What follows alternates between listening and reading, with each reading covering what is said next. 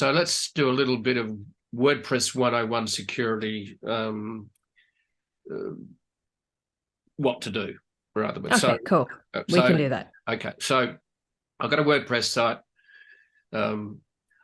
I do get targeted by basically bad actors that are just trying to send me lots of spam emails, for example. That is a very simple layer.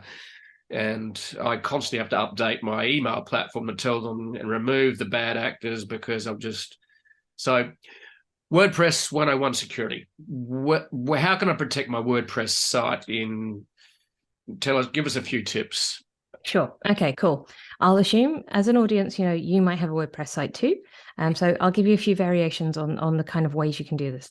So firstly, your first thing to look at is your foundation. Where is WordPress hosted? So there's many options. You can download it and put it on your own computer equipment, and you can host it that way.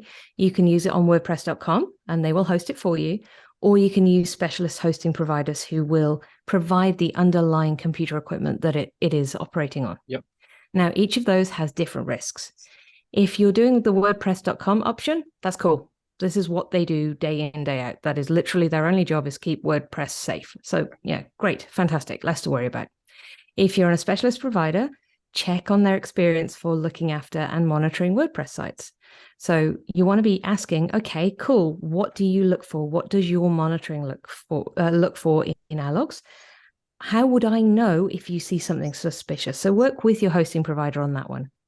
If you're hosting it yourself, now, if you're super confident, yeah, go for it, absolutely. But in 99% of the circumstances, don't. Just save the energy. Don't host it yourself. No. Put it on WordPress.com, put it on a managed service, because the money you spend on that service is money well spent. Yeah. Okay, so moving up.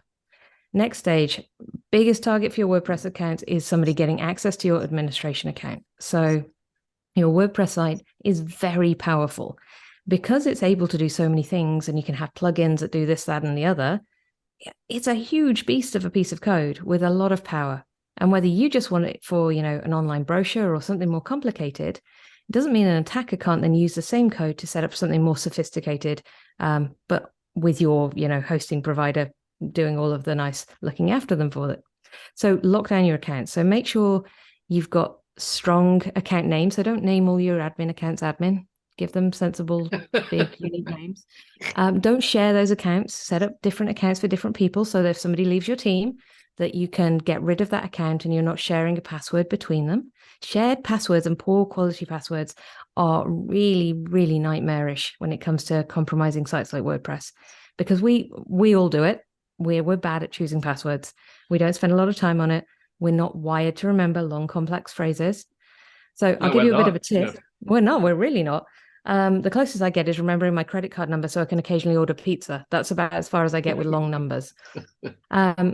So if you want a tip, if it's for an account that it's super sensitive and you don't want to have to stress about this, and you reuse passwords, and maybe a password manager is a step further than you are willing to go right now, we'll come back to that, then don't try and remember your password. Set your password to you mashing the keyboard. Just type random junk. And when you come back to it, use the forgotten password to get in, because that mechanism, that loop, is actually more secure for you than choosing a poor quality password. Right. Okay. So that's your first set of tips. Next up, plugins. Not all plugins are equal. There is no vetting process on plugins. No. They're fantastic. They let you do extra things on your site with very little effort, but it pays to read the reviews and have a look and just look for the quality of those plugins. So if it looks too good to be true, it probably is. So read the reviews, check the status on them, and just have a little Google online. Are there any known vulnerabilities with name of my plugin? You will find results for many of them, and you can kind of make a decision, is this worth the risk? And keep your plugins to a minimum. If you decide you're not using one anymore because it's not cool or it's not doing the job you want, just get rid of it, delete it out. You don't need to keep it for a rainy day.